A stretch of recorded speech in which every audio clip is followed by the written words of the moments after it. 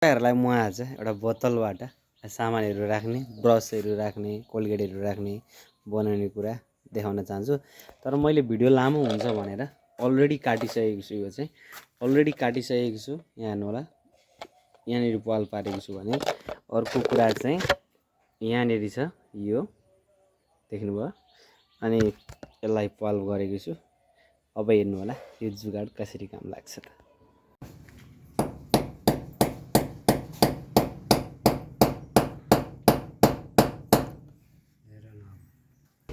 So guys, अब यता देखाउँ त।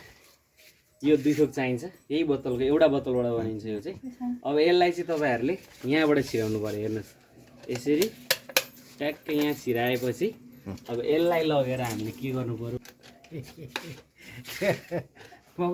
सो गाइस, यो चाहिँ रेडी भयो। अब यसमा चाहिँ हामीले ट्याक्क यो ब्रस भयो, ब्रसलाई हाल्नु फेरि काम भयो। एउटा जुगाडै निक्लिँदैन हो। डन।